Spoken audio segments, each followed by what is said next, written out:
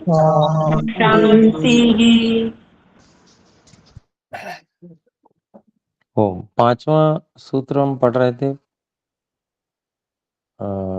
इससे पहले यदि कोई बात हम में से पूछना चाहते हैं तो हस्तोत्थापन द्वारा सूचित कर सकते हैं। 8वें अध्याय के द्वितीय आनिक का 5वां पढ़ रहे थे। जी ठीक है। रिया जी बोलेंगे। जी ओम नमस्ते गुरुजी। गुरुजी मेरी जी शंका नमस्ते। सप्तमोध्यायः द्वितीय आहनिक से है, सूत्र 14 और 15 गुरुजी।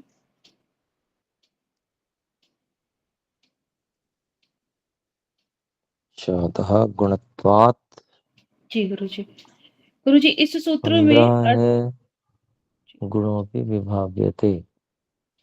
जी गुरुजी।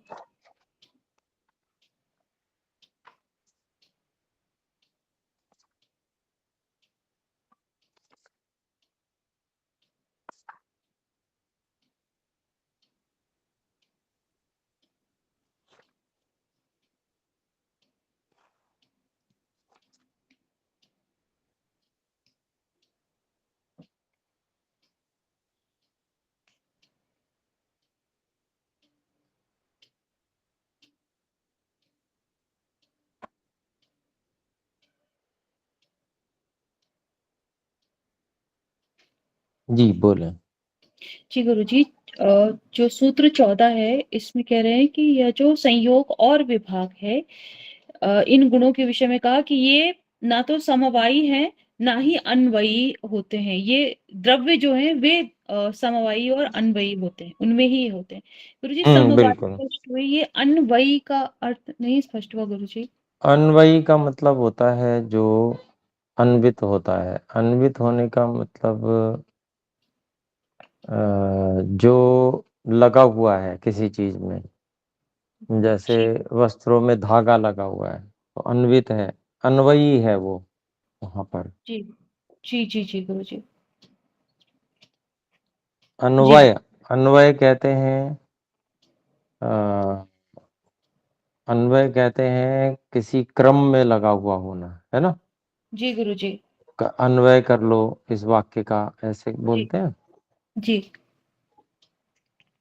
तो वैसे ही जो अन्वयी है, कहीं किसी क्रम क्रम में लगा हुआ है,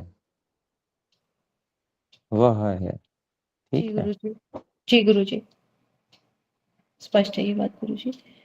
गुरुजी और ये 15वें सूत्र में जो कह रहे हैं कि ये जो शब्द है, शब्द गुण है, उसका अर्थ के साथ संबंध है, यानी उसका द्रव्य के साथ तो संबंध है ही, गुण और कर्म के साथ भी अ, उसका संबंध दिखाई पड़ता है। गुरुजी ये मैं ठीक समझ रही हूँ? ये अंतिम पंक्ति मुझे स्पष्ट नहीं हुई गुरुजी इस सूत्र की।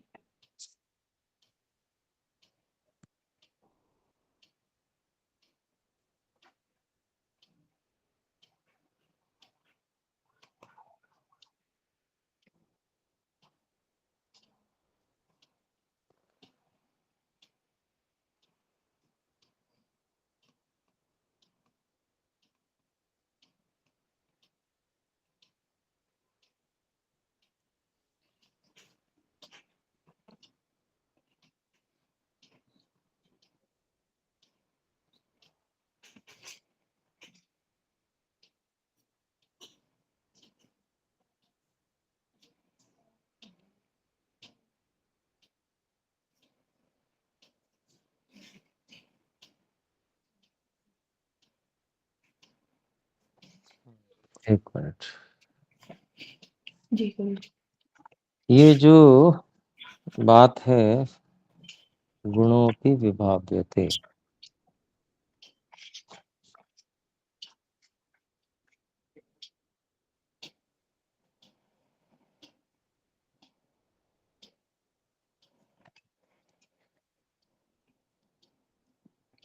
शब्द से केवल द्रव्य का ही कथन नहीं होता,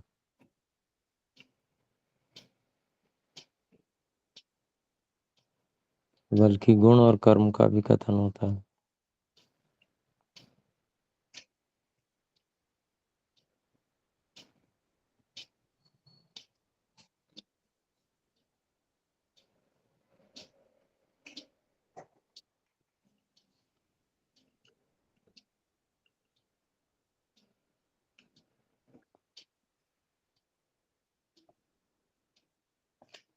को भाष्य को एक बार फिर से देख लेते हैं।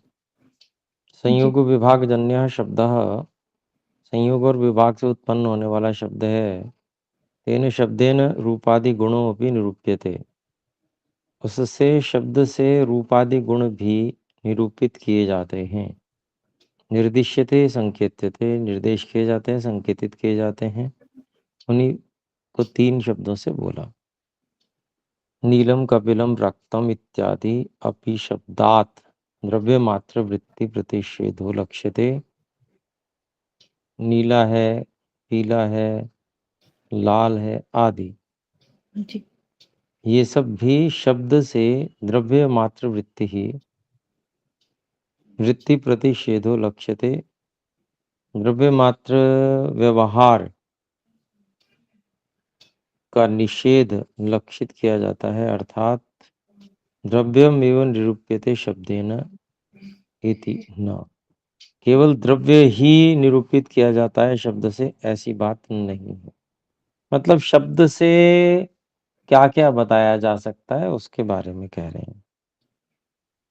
जी शब्द से गुणों को भी बताया जा रहा है, शब्द बोल के। जी शब्द से द्रव्य को भी बताया जा रहा है बोलकर। ठीक है, गुणों पे निरूप्यते। फिर कहते हैं तेन चा अपिना, तेन चापिना कर्म अभी उत्प्रेक्षितुम शक्यते, और उसी से कर्म भी समझ सकते हैं। मतलब कर्म भी शब्द से बताया जाता है, ये बात ठीक ही है। गच्छति पचति इति यथा, जैसे जाता है, पकाता है इत्यादि, ये कर्म है। उस कर्म का वर्णन शब्द के द्वारा किया जा रहा है।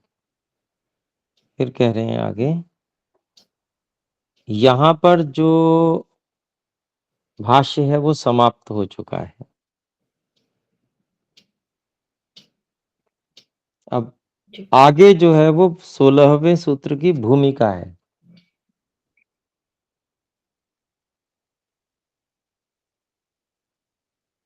जी गुरु जी यहाँ पर जो बात कह रहे हैं गुणोपि विभाव्यते, गुणोपि विभाव्यते का अभिप्राय जो भाष्य है वो यहाँ तक पूरा हो गया।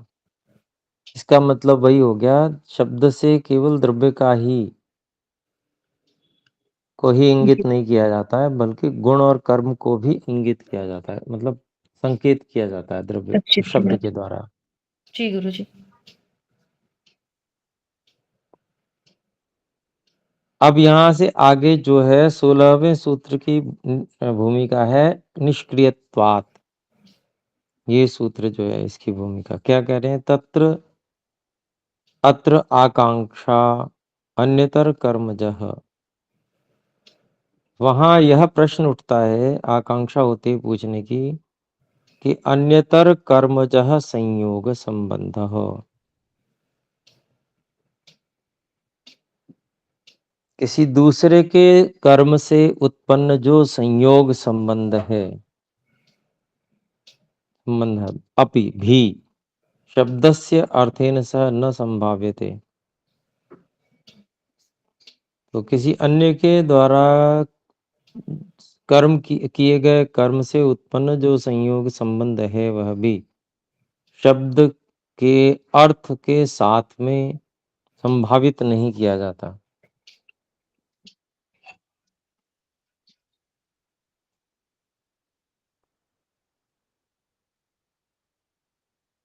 यदि द्रव्यम एव शब्देन निरूप्ये, तो यदि द्रव्य ही शब्द से संकेतित किया जावे,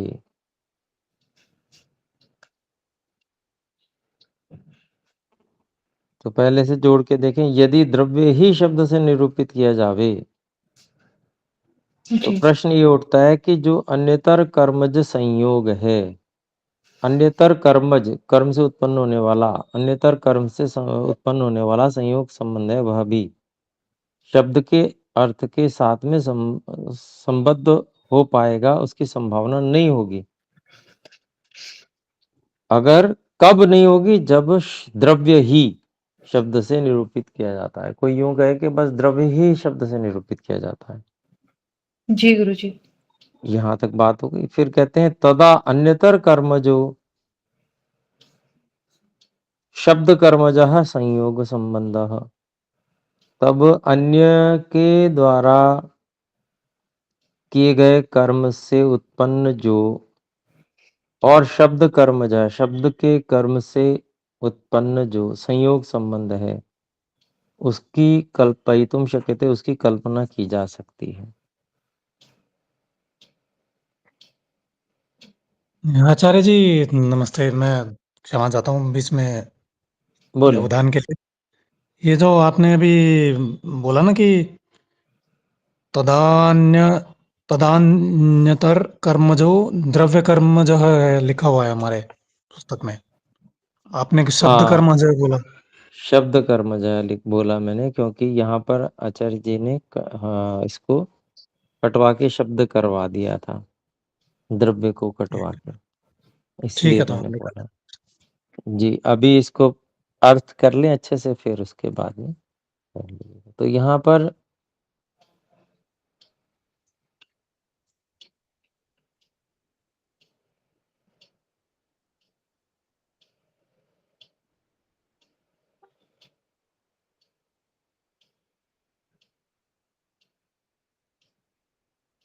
जब बात कह ही दी, सोचिए, जब ये कह ही दी कि द्रव्य ही शब्द से निरूपित किया जा रहा है, जी गुरुजी।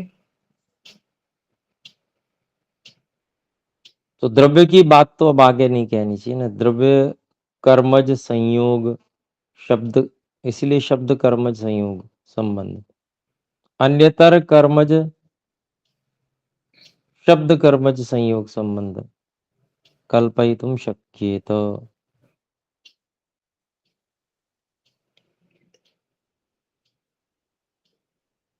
तो यदि द्रव्य ही शब्द से केवल द्रव्य ही शब्द के द्वारा निरूपित किया जाता है, निरूप्येत, निरूपित किया जाए,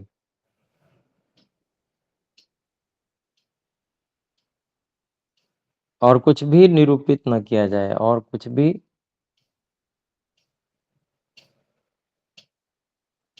एक कल्पना कर रहे हैं यहाँ केवल, जी वास्तविकता ऐसी नहीं है। वास्तविकता तो गुणोपि विभाव्यते कर्म कर्मपि, है ना, ये भी सब कुछ इसमें पहले आ गया कि भाई शब्द से गुण को भी कहा जाएगा, गुण को भी निरूपित किया जाएगा, द्रव्य को भी, कर्म को भी, सबको किया जाएगा।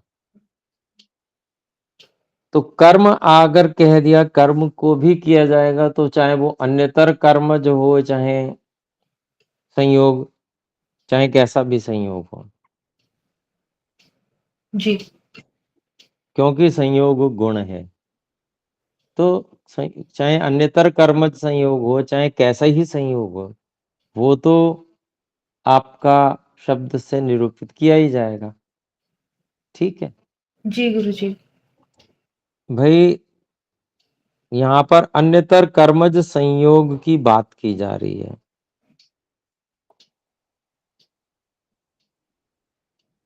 अन्यतर कर्मज संयोग संबंध भी शब्द के अर्थ के साथ में न संभाव्य थे।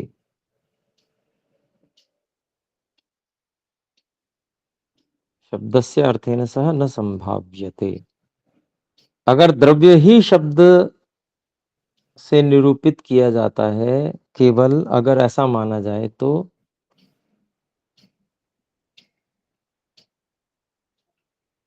संयोग संबंध, संयोग संबंध क्या हुआ? संयोग संबंध संयोग ही हुआ, जी शब्द बदल दिए हैं बस, जी गुरुजी। है ना। अन्यतर कर्मज संयोग संबंध, जी संयोग संबंध है, क्या है? संयोग ही है, संयोग संबंध संयोग गुण ही है। ठीक है, शब्दों को थोड़ा सा स्वामी जी ने भारी बना दिया है, कोई बात नहीं, हमने उसको सरल कर लिया, जी क्योंकि गुरुजी। हम जानते हैं कि भाई संयोग है, चाहे उसको संयोग संबंध कह लो या संयोग कह लो, है तो वो संयोग ही। जी तो संयोग जो है, वो भी शब्द का अर्थ के साथ में उसका संबंध नहीं हो पाएगा। संयोग जो गुण है उसका नहीं हो पाएगा हम्म, अगर द्रव्य ही शब्द से निरूपित किया जाता है। तदा अन्यतर कर्मजः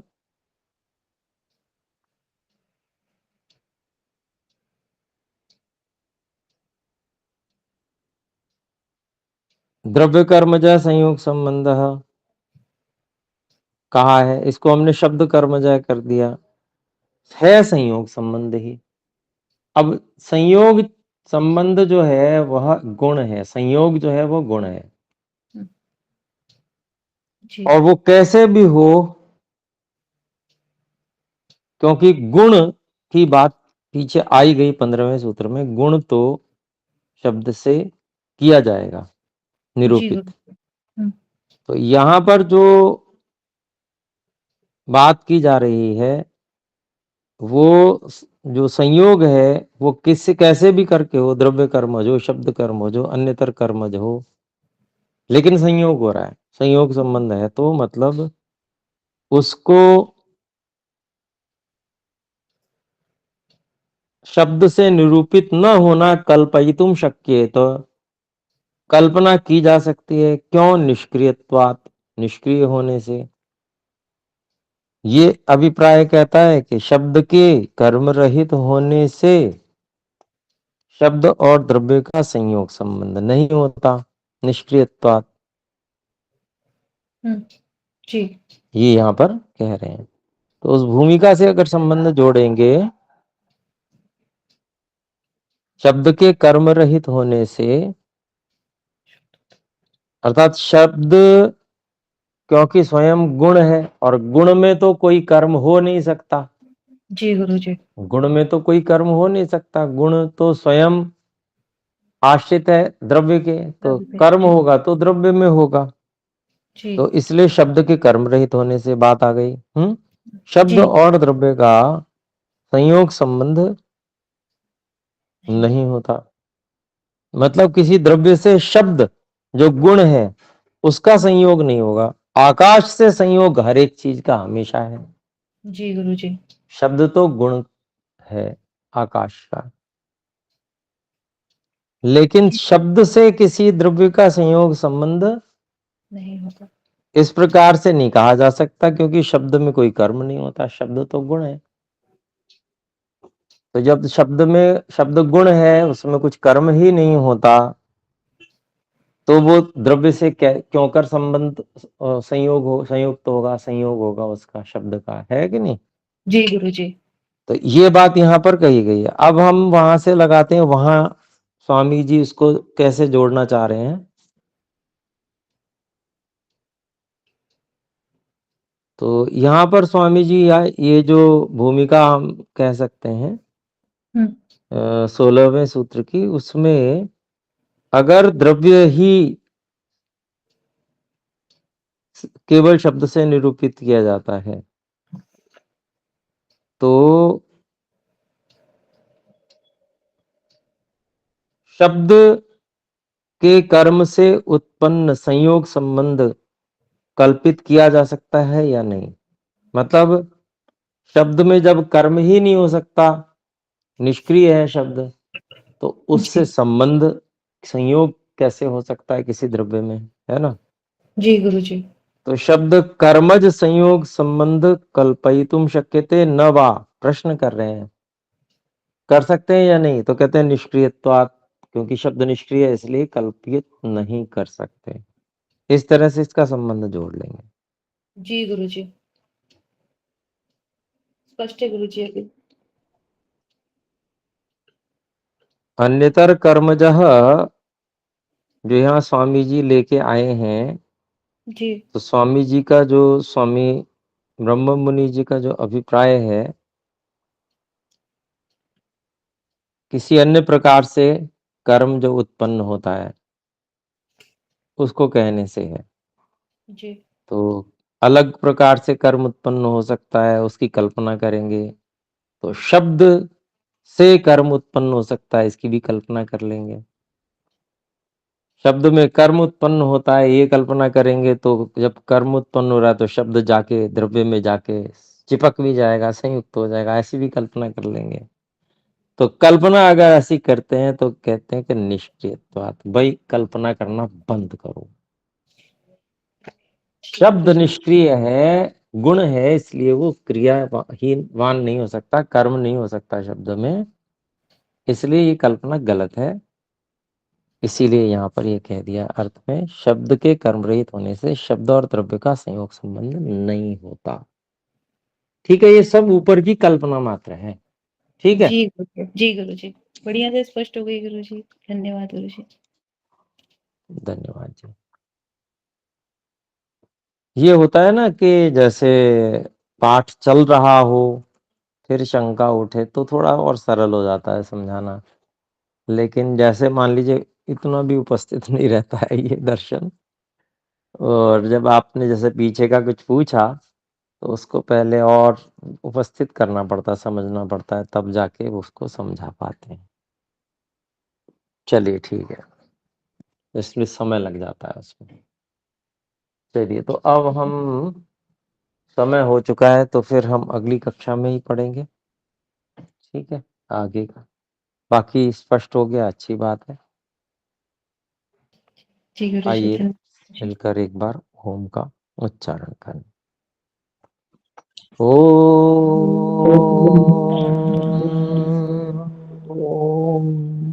सभी को सादर नमस्ते जी। प्रणाम आचार्य जी, सभी को नमस्ते।